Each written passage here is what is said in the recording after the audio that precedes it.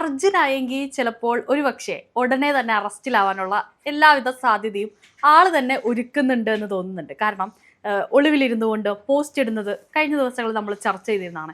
ഇന്നലെ വരുന്ന വാർത്തകൾ നോക്കുകയാണെന്നുണ്ടെങ്കിൽ പാലിയേക്കര ടോൾ പ്ലാസ ഉൾപ്പെടെ കടക്കുന്ന ദൃശ്യങ്ങളൊക്കെ മാധ്യമങ്ങൾ പുറത്തുവിട്ടിരുന്നു. അങ്ങനെ വലിയ കേരളത്തിലാകെ ഒരു ചർച്ചാ വിഷയമായി ഒരു കോളിളക്കം സൃഷ്ടിക്കാനുള്ള ശ്രമങ്ങൾ അർജുനായെങ്കിൽ ഇപ്പോൾ തന്നെ നടത്തിയിട്ടുണ്ട്. ഒരു താരപരിവേഷം ഇപ്പോഴേ അർജുന് കിട്ടിയിട്ടുണ്ട്. ആ നിലയിലേക്ക് അർജുൻ ഇപ്പോൾ വെല്ലുവിളിക്കുന്ന നിലയിലേക്കൊക്കെ മാറുമ്പോൾ ഒരു തന്നിഷ്ടം അല്ലെങ്കിൽ ഒരു അഹങ്കാരം അതിലൊക്കെ കാണാൻ സാധിക്കുന്നില്ലേ? തീർച്ചയായിട്ടും ഈ സിസ്റ്റത്തെ തന്നെയാണ് വെല്ലുവിളിക്കുന്നത്. ആരെയാണ് വെല്ലുവിളിക്കുന്നത് വെച്ച് കഴിഞ്ഞാൽ ഈ ജനാധിപത്യ രാജ്യത്തെയാണ് വെല്ലുവിളിക്കുന്നത്. അർജുനായെങ്കിൽ എന്ന് പറയുന്നത് മഹാനായിട്ടുള്ള സ്വാതന്ത്ര്യ സമര സേനാനിയൊന്നും അല്ലല്ലോ. അദ്ദേഹം ചെയ്തിട്ടുള്ള തെറ്റുകൾ എന്തൊക്കെയാണ് എന്ന് അദ്ദേഹത്തിന് കൃത്യമായിട്ടുള്ള ബോധ്യമുണ്ട്. എല്ലാ പോസ്റ്റുകളുടെയും അടിയിൽ വന്നിട്ട് തെറ്റ് തിരുത്താനാണ് ഇനി എൻ്റെ ശ്രമം എന്ന് പറയുന്ന അർജുനായെങ്കിൽ നമുക്ക് കാണാൻ കഴിയും. അപ്പോൾ തെറ്റ് ചെയ്യാത്ത ഒരാളല്ല അർജുനായെങ്കിൽ എന്ന് പറയുന്നത്. പക്ഷേ അവിടെ എന്തുകൊണ്ടാണ് അർജുനായെങ്കിൽ വീണ്ടും വീണ്ടും ചോദ്യചിഹ്നമായി മാറുന്നത്? അദ്ദേഹം ചെയ്തു വെച്ചിട്ടുള്ള ചെയ്തികൾ കർമ്മഫലങ്ങളാണ് ഇന്ന് അനുഭവിക്കുന്നത്. അല്ലാതെ പുണ്യവാനായിട്ടുള്ള അർജുനായെങ്കിൽ അല്ല പോലീസ് തിരയുന്നത് എന്ന് യാഥാർത്ഥ്യമാണ്. ഇപ്പോൾ കഴിഞ്ഞ ദിവസം ആകാശ് തില്ലങ്കേരി ഒരു പോസ്റ്റുമായിട്ട് വന്നിട്ടുണ്ടായിരുന്നു. അർജുനായെങ്കിൽ പോലീസിനെ വെല്ലുവിളിക്കുന്നത് മോശമാണ്, പക്ഷെ അയാളുടെ അവസ്ഥ എന്താണ് എന്ന് നിങ്ങൾ ആലോചിച്ച് നോക്കൂ എന്ന് പറഞ്ഞ് അത് കഴിഞ്ഞിട്ട് അർജുനായെങ്കിൽ സ്റ്റാറ്റസ് ഇട്ടു എന്നൊക്കെ പറയുന്നുണ്ട്. ഒരു സുഹൃത്ത് ആരാണ് എന്ന് ചില ഘട്ടങ്ങളിലാണ് തിരിച്ചറിയുന്നത്. അപ്പോൾ ആകാശ് തില്ലങ്കേരി ആരാണെന്ന് അറിയാമല്ലോ. ഷുഹൈബ് വധക്കേസുമായി ബന്ധപ്പെട്ട് ജയിലിലേക്ക് പോകാൻ കാത്തിരിക്കുന്ന ഒരാളാണ് അർജുനായെങ്കിൽ ആകാശ് തില്ലങ്കേരി. ഈ അർജുനായെങ്കിയുടെ ബാക്ക്ഗ്രൗണ്ട് നമ്മൾ പരിശോധിച്ച് കഴിഞ്ഞാൽ ഒരു പാർട്ടി സഖാവായിട്ട് കടന്നു വന്നതാണ്. DYFയിലൂടെ SFIയിലൂടെയൊക്കെ കടന്നു വന്നിട്ടുള്ള ഒരാളാണ്. ഈ കണ്ണൂരിൻ്റെ അക്രമ രാഷ്ട്രീയ കാലഘട്ടത്തിൽ വളർന്നു വന്ന ഒരാളായതുകൊണ്ട് തന്നെ ഒരുപാട് അർജുനായെങ്കിയും ആകാശ് തില്ലങ്കേരിയും ഉള്ള ആളുകളെ ഉപയോഗപ്പെടുത്തിയിട്ടുണ്ട്. കൊട്ടേഷൻ സംഘങ്ങളിലേക്ക് ആദ്യം ഇവർ ചെന്നുവിടുന്നു. ഇപ്പോൾ നമുക്കറിയാം കൊടിസുനി, കുഞ്ഞനന്ത് ഇതേപോലുള്ള കണ്ണൂരിലെ തന്നെ ഈ ഗുണ്ട ഗ്യാങ്ങിലേക്ക് ചെന്നുവിടുന്നു. പിന്നീടാണ് അർജുനായെങ്കിൽ ഈ ഒരു രീതിയിലേക്ക് മാറ്റപ്പെടുന്നത്. പിന്നീട് പാർട്ടിക്ക് വേണ്ടിയിട്ട് അടിക്കാനും ഇടിക്കാനും ഒരു കൊട്ടേഷൻ സംഘമായിട്ട് ആരെ എന്ത് പറഞ്ഞു കഴിഞ്ഞാലും ഒന്നും നോക്കാതെ എടുത്തു ചാടി ആക്രമിക്കുന്ന ഒരാളായിട്ട് മാറുന്നു, ഒരു ഗുണ്ടയായി മാറുന്നു എന്ന് വേണമെങ്കിൽ പറയാം. പിന്നീട് കാപ്പ കേസ് പ്രതിയാകുന്നു. കാരണം ഇത്ര കേസുകൾ വന്നു കഴിയുമ്പോൾ പോലീസ് കാപ്പ ചുമത്തുകയും ആ കാപ്പ കേസ് പ്രതിയാക്കി മാറ്റുകയും ചെയ്ത് നമ്മൾ കണ്ടിട്ടുള്ളതാണ്. പിന്നീട് എന്താണ്, അർജുനായെങ്കിൽ മറ്റൊരു രീതിയിലേക്ക് മാറുകയാണ്. ഈ പാർട്ടിയിൽ നിന്നും ഗുണ്ടാ സംഘങ്ങളിൽ നിന്നും പണം കിട്ടുന്ന ഒരു രീതി തീരുമ്പോൾ, കാരണം കണ്ണൂരിലെ അക്രമ രാഷ്ട്രീയം ഒരു പരിധി വരെ അവസാനിച്ച നിലയിൽ പിന്നീട് ഇവർക്ക് ജീവിച്ചു പോകാൻ വേറെ വഴിയില്ല, സസ്റ്റെയിൻ ചെയ്യാൻ വേറെ വഴിയില്ല. പിന്നീട് അവർ കണ്ടെത്തിയ മാർഗം എന്ന് പറയുന്നത് സ്വർണം പൊട്ടിക്കലാണ്. സ്വർണം പൊട്ടിച്ച് കൊണ്ടുപോവുക. അതായത് കരിപ്പൂർ എയർപോർട്ടിലും മറ്റ് എയർപോർട്ടിലൊക്കെ വരുന്ന സ്വർണം ഒരു കാരിയർ വഴിയായിരിക്കും വരുന്നത്. ആ കാരിയർ മറ്റൊരാൾക്ക് വേണ്ടിയിട്ടായിരിക്കും കൊണ്ടുവരുന്നത്. അയാളെ ചതിച്ചുകൊണ്ട് ഇയാളെ കൊണ്ടുപോകും. ചിലപ്പോൾ ആ ചതിക്കുന്ന ആളുടെ കയ്യിൽ നിന്ന് വീണ്ടും ഇവർ തട്ടിക്കൊണ്ടുപോകും. അങ്ങനെ പല സംഘങ്ങളായിട്ട് മാറി മാറി സ്വർണം പൊട്ടിക്കുന്ന ഒരു വലിയ ഗ്യാങ് ആയിട്ട് മാറുന്നത് നമ്മൾ കണ്ടതാണ്. കഴിഞ്ഞ ദിവസം അർജുനായെങ്കിൽ പക്ഷേ ഒരു പോസ്റ്റ് ഇട്ടിട്ടുണ്ട്, ഒരു QR കോഡൊക്കെ. ആരെങ്കിലുമൊക്കെ എനിക്ക് ധനസഹായം തന്ന് സഹായിക്കണം, നാട്ടുകാരൊക്കെ വെറുതെ പറയുന്നതാണ് ഞാൻ സ്വർണ്ണക്കൊള്ളക്കാരനാണെന്ന്, അങ്ങനെയൊന്നും ഇല്ല എന്ന് പറഞ്ഞുകൊണ്ട് ഒരു പോസ്റ്റൊക്കെ ഇട്ടിട്ടുണ്ട്. പക്ഷേ എന്താണെങ്കിലും അർജുനായെങ്കിൽ പൂട്ടാൻ തന്നെയാണ് പോലീസിൻ്റെ ലക്ഷ്യം എന്ന് പറയുന്നത്. അപ്പോൾ ചില ആളുകളൊക്കെ രമേശ് ചെന്നിത്തലയെ കളിയാക്കുന്നുണ്ട്, ഇതെന്താ PUBG ആണോ വെടിവെച്ച് കളിക്കാൻ.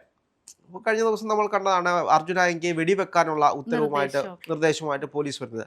എന്തിനു വേണ്ടിയിട്ടാണ് അങ്ങനെ നിർദ്ദേശം വരുന്നത്? ഒരാൾ ഒരു സിസ്റ്റത്തെ മുഴുവനായിട്ടും ആക്രമിച്ചുകൊണ്ടിരിക്കുമ്പോൾ അല്ലെങ്കിൽ ചോദ്യം ചെയ്തുകൊണ്ടിരിക്കുമ്പോൾ ആ സിസ്റ്റത്തിനെതിരായിട്ട് വെല്ലുവിളി സൃഷ്ടിച്ചുകൊണ്ടിരിക്കുമ്പോൾ പോലീസിനെ സംബന്ധിച്ച് പോലീസ് അറസ്റ്റ് ചെയ്യാൻ ചെല്ലുമ്പോൾ പോലീസിനും ഭീഷണിയുണ്ട്, പോലീസിനും ഭയമുണ്ട്. പോലീസും സാധാരണ മനുഷ്യരാണ്. അവരാ കാക്കി ഊരി വെച്ച് കഴിഞ്ഞാൽ സാധാരണ മനുഷ്യർ തന്നെയാണ്. നമ്മൾ പലപ്പോഴും കണ്ടിട്ടുള്ളതാണ്, ഈ കാക്കി ഉള്ളപ്പോൾ മാത്രമേ പോലീസിന് വിലയുള്ളൂ. കാക്കി ഊരി വെളിയിലേക്ക് പോകുമ്പോൾ ആക്രമിക്കുന്ന, റോഡിലിട്ട് തല്ലുന്ന, കുടുംബവുമായിട്ട് ഒന്ന് പുറത്ത് എൻജോയ് ചെയ്ത് പോകാൻ കഴിയാതെ ഭയപ്പെട്ടിരിക്കുന്ന പോലീസുകാരെ നമ്മൾ കണ്ടിട്ടുണ്ട്. കഴിഞ്ഞ ഒരു 1-2 മാസക്കാലങ്ങൾക്ക് മുമ്പിട്ടായിരുന്നു ഇത്തരത്തിലുള്ളൊരു പോലീസുകാരനെ ഷോപ്പിംഗ് കോംപ്ലക്സിൽ വെച്ച് ഭാര്യയുമായിട്ട് ഒന്ന് ഷോപ്പ് ചെയ്യാൻ വേണ്ടി പുറത്തേക്ക് പോയതാണ്. SFIക്കാരെ ആക്രമിച്ചതിൻ്റെ പേരിൽ SFI കൂട്ടമായിട്ട് വന്നിട്ട് ആക്രമിക്കുന്നൊരു സാഹചര്യം. ഇതാണ് കേരളത്തിൽ സംഭവിച്ചുകൊണ്ടിരിക്കുന്നത്. ഇവരെ എല്ലാം ഭയപ്പെട്ട് പോലീസ് അടിമകളായിട്ട് മാറുന്ന, ഈ ഗുണ്ടാ തലവന്മാരുടെയും ഗുണ്ടകളുടെയും അടിമകളായിട്ട് പോലീസ് മാറുന്ന ഒരു കാലഘട്ടത്തിലൂടെയാണ് നമ്മൾ കടന്നു പോകുന്നത്. പക്ഷെ ഇപ്പോൾ എന്താണ്, പോലീസിന് കൃത്യമായിട്ടുള്ള നിർദ്ദേശം കൊടുത്തിട്ടുണ്ട്. ഇനി അർജുനായിക്ക് ആണെങ്കിലും ഏത് വലിയ ഗുണ്ടയാണെങ്കിലും പോലീസ് ഭയപ്പെടേണ്ട കാര്യമില്ല. പോലീസുകാരുടെ ജോലി ചെയ്യുക. നിങ്ങളുടെ ജോലി എന്താണ്? ഈ നാട്ടിലെ ആളുകളുടെ മനസമാധാനം നിലനിർത്തുക. അപ്പോൾ അർജുനായിക്കൊക്കെ വെല്ലുവിളിക്കുമ്പോൾ അത് ഈ സമൂഹത്തിന് കൊടുക്കുന്ന നിർദ്ദേശം എന്താണ്? അതെ, തീർച്ചയായിട്ടും ഒന്ന് ആലോചിച്ച് നോക്കൂ. ഇപ്പോൾ അർജുനായിക്ക് വന്നിട്ട് രമേശ് ചെന്നിത്തലയെ വെല്ലുവിളിക്കുന്നു, സർക്കാരിനെ വെല്ലുവിളിക്കുന്നു, പോലീസ് ഉദ്യോഗസ്ഥരെ വെല്ലുവിളിക്കുന്നു. ഈ വെല്ലുവിളി കാണുന്ന ഇതിൻ്റെ അടിയിൽ വന്നിട്ട് അർജുനായിക്ക് മാസ്, അർജുൻ ചേട്ടൻ മാസ്, കോമറേഡ് മാസ് എന്ന് പറഞ്ഞ് തള്ളി കൊടുക്കുന്ന ഒരു പറ്റ ആളുകളുണ്ടല്ലോ. ഇവരെല്ലാം കൊടുക്കുന്ന നിർദ്ദേശം എന്താണ്? ആളുകൾക്ക് കൊടുക്കുന്ന ആ ഒരു ചിന്താഗതി എന്താണ്? ഇവിടെ ആർക്കും ആരെയും ചോദ്യം ചെയ്യാമെന്നാണോ? നിങ്ങൾ ഇനി എത്ര വലിയ കൊള്ള ചെയ്താലും, നിങ്ങൾ ഇനി എത്ര വലിയ ക്രിമിനലാണെങ്കിലും നിങ്ങൾക്ക് രക്ഷപ്പെടാനുള്ള സിസ്റ്റം ഇവിടെ ഉണ്ട് എന്നാണോ? നിങ്ങൾക്ക് ആ തെറ്റുകളെല്ലാം ചെയ്തിട്ട് നിങ്ങൾക്ക് ഈ സിസ്റ്റത്തെ വീണ്ടും ചോദ്യം ചെയ്യാനും സിസ്റ്റത്തെ വെല്ലുവിളിക്കാനുമുള്ള പ്രിവിലേജ് തരുന്നു എന്നാണോ? അപ്പോൾ ഇത്തരത്തിലുള്ള ആളുകൾക്ക്, ഇവർക്ക് മാസ്സായിട്ടുള്ളൊരു ഫോളോവർ തന്നെയുണ്ട്. ഇപ്പോൾ പാർട്ടിക്ക് വേണ്ടിയിട്ട് അടിക്കാനും ഇടിക്കാനും നിൽക്കുന്നുണ്ടെങ്കിൽ പോലും ആ പാർട്ടിക്കുള്ളിൽ നിന്നും തന്നെ ഇവർക്ക് കിട്ടുന്ന സൗഹൃദങ്ങളുണ്ട്. പിന്നീട് ആ ഒരു സൗഹൃദങ്ങൾ വളർന്ന് ആരെങ്കിലും ആക്രമിക്കാൻ വന്നു കഴിഞ്ഞാൽ അവരെ ആക്രമിക്കാൻ ഞങ്ങൾ കണ്ണൂർ നാളെ ഇറക്കട്ടെ എന്ന് ചോദിക്കുന്ന സ്ഥിതി. പിന്നെ ഇവരുടെ പേരുകൾ പറഞ്ഞുകൊണ്ട് മാസാവാൻ നിൽക്കുന്ന കുറേ ആളുകൾ. ഒരു കൂട്ടത്തിൽ തങ്ങളെ അടിച്ചമർത്താൻ കെൽപ്പുള്ള ഒരാളുണ്ട് എന്ന് തോന്നുമ്പോൾ അവരോട് തോന്നുന്നൊരു ഭയമാണ്. അല്ലാതെ ഗുലാന്റെ ആളാന്ന് പറയുന്നത്, അതെ ഞാൻ അർജുനായികയുടെ ആളാണ് എന്ന് പറയുന്ന രീതിയിലേക്ക് പല ആളുകളും വളർന്നിട്ടുണ്ട്. ഇതൊക്കെ എന്തുകൊണ്ടാണ്? എനിക്ക് അർജുനായിക്ക് അറിയാം, അല്ലെങ്കിൽ അർജുനെ വിളിക്കട്ടെ എന്ന് ഉള്ള രീതിയിൽ ഇവരെ ഉപയോഗപ്പെടുത്തുന്ന ആളുകളുണ്ട് അവരവരുടെ ഇഷ്ടങ്ങൾക്ക് വേണ്ടിയിട്ട്. അപ്പോൾ ഇവരെ ഒരു കാലഘട്ടത്തിൽ ഇവിടുത്തെ കമ്മ്യൂണിസ്റ്റ് പാർട്ടി ഉപയോഗപ്പെടുത്തിയ ആളുകളാണ്. പാർട്ടി ഇതിന് ഉത്തരം പറയണം. പാർട്ടിയിൽ നിന്നും മിണ്ടാട്ടം മുട്ടിയിരിക്കുന്ന ഒരു ആളായിട്ട് മാറിക്കൊണ്ടിരിക്കുകയാണ്. ഈ സംഘടനാ സംവിധാനത്തിലൂടെ കടന്നു വന്ന ആളുകളാണ്. അർജുനായിയെ പോലുള്ള ആളുകളെ നേർവഴിക്ക് കൊണ്ടുവരേണ്ടത് ആരാണ്? കമ്മ്യൂണിസ്റ്റ് പാർട്ടിയിലെ ആളുകളാണ്. നിങ്ങളാണ് അവരെ വളർത്തിയത്, നിങ്ങളാണ് അവർക്ക് പ്രിവിലേജുകൾ കൊടുത്തത്. അപ്പോൾ നിങ്ങൾക്ക് അതിൻ്റെ പൂർണ്ണ ഉത്തരവാദിത്തമുണ്ട്. കേരളത്തിലെ കമ്മ്യൂണിസ്റ്റ് പാർട്ടിക്ക് അർജുനായിയുടെ വിഷയത്തിൽ പൂർണ്ണ ഉത്തരവാദിത്തമുണ്ട്. പക്ഷെ സംസ്ഥാന നേതൃത്വമൊന്നും അല്ലെങ്കിൽ നേതൃത്വത്തിലുള്ളവരൊന്നും ഈ വിഷയത്തിൽ യാതൊരു പ്രതികരണം നടത്താനായിട്ട് തയ്യാറായിട്ടില്ല. ഒരു പക്ഷേ അർജുനായിയെ കൈവിട്ട ഒരു മട്ട് തന്നെയാണ്. അർജുനായിയെ ഒരു തലത്തിൽ നോക്കുകയാണെന്നുണ്ടെങ്കിൽ പാർട്ടിക്കൊരു അപമാനം സൃഷ്ടിക്കുന്ന രീതിയിലേക്കാണ് പ്രവർത്തിച്ചു പോകുന്നത്. അപ്പോൾ ഇനി അതിലൊരു പ്രതികരണവുമായിട്ട് സംസ്ഥാന നേതൃത്വം അല്ലെങ്കിൽ അർജുനെ സംരക്ഷിക്കാനുള്ള എന്തെങ്കിലും ശ്രമം CPM അല്ലെങ്കിൽ DYF ഒക്കെ നടത്തും എന്നുള്ളത് എനിക്ക് സംശയമാണ്. ഇനി അങ്ങനെ സാധ്യത ഉണ്ടാവില്ലായിരിക്കും. ഇത് ചെയ്യില്ല. അർജുനായിയെ അറസ്റ്റ് ചെയ്തത് എപ്പോഴാണ്? ഇലക്ഷന് തൊട്ട് മുമ്പോട്ടല്ലേ അർജുനായിയെ അറസ്റ്റ് ചെയ്യുന്നത്? ഇലക്ഷനുമായി ബന്ധപ്പെട്ടിട്ടാണ് അർജുനായിയെ അറസ്റ്റ് ചെയ്യുന്നത്. അന്ന് ആരുടെ പോലീസാണ് അപ്പോഴും ഭരണത്തിലുണ്ടായിരുന്നത്? പിണറായി വിജയൻ സർക്കാരിൻ്റെ പോലീസ് തന്നെയാണ്. അപ്പോൾ പിണറായി വിജയനോട് ചോദിക്കാതെ, അല്ലെങ്കിൽ ആഭ്യന്തര വകുപ്പിൻ്റെ കീഴിലുള്ള ആരും അറിയാതെയാണോ അർജുനായിയെ അറസ്റ്റ് ചെയ്യുന്നത്? ഒരിക്കലും അല്ല. ഇത്തരത്തിലൊരു വിഷയം നടക്കുന്നു. ആ വിഷയം കൃത്യമായിട്ട് അന്ന് ആ രീതിയിൽ ചെയ്തില്ലെങ്കിൽ ഇവിടുത്തെ സാധാരണപ്പെട്ട ജനങ്ങൾ ചോദിക്കും. അന്ന് ഏതോ ഒരു ചെറുപ്പക്കാരൻ്റെ ഫോണിൽ നിന്നും ഒരു സ്റ്റാറ്റസ് പോയതാണ്. ആ സ്റ്റാറ്റസ് പിന്നീട് വൈറലാകുകയും മാധ്യമങ്ങൾ തന്നെ വാർത്ത കൊടുത്തു.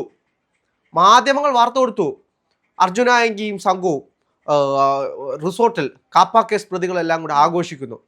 ഇത് സമൂഹത്തിന് കൊടുക്കുന്ന നിർദ്ദേശം എന്താണ്?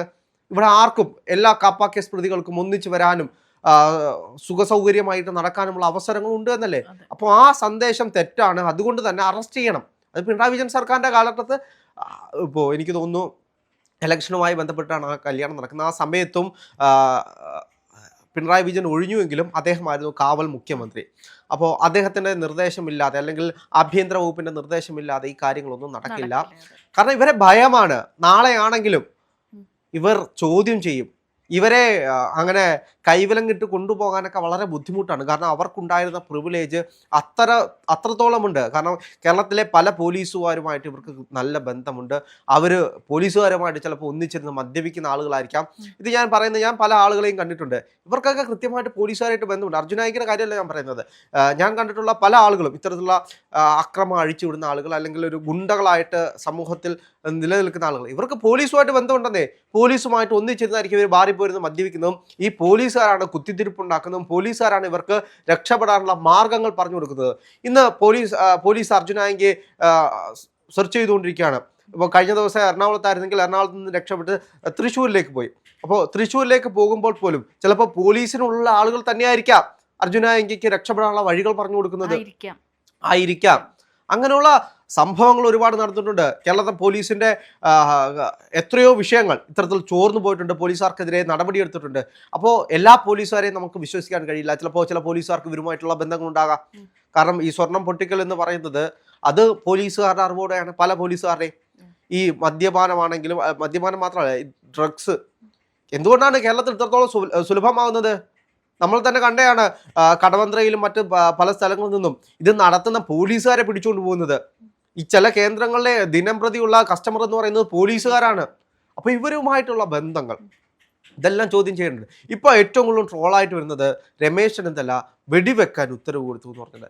വെടിവെക്കാനല്ല ഉത്തരവ് കൊടുത്തത്. അപ്പോൾ അയാൾ എന്തെങ്കിലും അക്രമം കാണിക്കുകയാണെങ്കിൽ, പോലീസിനെതിരെ അക്രമം കാണിക്കുകയാണെങ്കിൽ വെടിവെക്കാനുള്ള നിർദ്ദേശമാണ് കൊടുത്തുള്ളത്. ഇപ്പോൾ നമുക്കറിയാം ചില ഗുണ്ടകളെയൊക്കെ പിടിക്കാൻ പോകുമ്പോൾ അവർ രക്ഷപ്പെടാൻ വേണ്ടി എന്തും ചെയ്യും. ഇപ്പോൾ അർജുനായെങ്കിൽ തന്നെ പല പോസ്റ്റുകളുടെ ഇടയിൽ വന്നിട്ടുണ്ട്, എനിക്കിനി മേളിൽ ആകാശം താഴെ ഭൂമി മാത്രമേ ഉള്ളൂ, എനിക്കിനി ഒന്നും നോക്കാനില്ല. അങ്ങനെ ഒന്നും നോക്കാനില്ലാത്ത ആളുകളുടെ ഇടയിലേക്ക് കുടുംബമായിട്ട് ജീവിക്കുന്ന പോലീസുകാർക്ക് ഭയമില്ലാതെ എങ്ങനെ കയറി ചെല്ലാൻ കഴിയും? അപ്പോൾ ഭയം മാറണമെങ്കിൽ നിങ്ങൾക്ക് ഇഷ്ടമുള്ളത് ചെയ്തോ എന്നുള്ള നിർദ്ദേശമാണ്. നിങ്ങളെ ആക്രമിക്കാൻ വന്നു കഴിഞ്ഞാൽ നിങ്ങൾക്ക് ആക്രമിക്കാനുള്ള അധികാരമുണ്ട് എന്നുള്ള രീതിയിലാണ് ഇത്. ഇപ്പോൾ യഥാർത്ഥത്തിൽ ഒരാളെ വെടിവെക്കാനുള്ള അവകാശമൊന്നുമില്ല. കാരണം നമ്മൾ യുപിയിലോ അതേപോലുള്ള സ്ഥലങ്ങളിലോ അല്ല. നമുക്ക് കൃത്യമായിട്ടുള്ള ജനാധിപത്യ ബോധ്യമുണ്ട്. നമ്മളൊരു ജനാധിപത്യ രാജ്യത്താണ്. ഇവിടെ പോലീസ് ഭരണമല്ല, പോലീസ് രാജല്ല. ഇവിടെ പോലീസിന് മുകളിൽ കോടതിയുണ്ട്. പക്ഷേ ഒരു ഭയവുമില്ലാതെ ഒരു ക്രിമിനൽ വന്നിട്ട് എനിക്കിനി മേളിൽ ആകാശവും താഴെ ഭൂമിയുമുള്ളൂ, ആരാണ് എന്നെ അറസ്റ്റ് ചെയ്യുന്നതെന്ന് കാണണമല്ലോ എന്ന് പറഞ്ഞ് നെഞ്ചും വിരിച്ച് നിൽക്കുമ്പോൾ പോലീസിന് ഭയത്തോടെയാണ് പോലീസ് പലപ്പോഴും ഇത്തരത്തിലുള്ള ആളുകളെ നേരിടാൻ പോകുന്നത്. ആ ഭയം മാറ്റാൻ വേണ്ടിയിട്ടാണ് തോക്കുമായിട്ട് നിങ്ങൾക്ക് കടന്നു പോകാമെന്നുള്ള നിർദ്ദേശം കൊടുക്കുന്നത്. അതിലൊരു തെറ്റുമില്ല.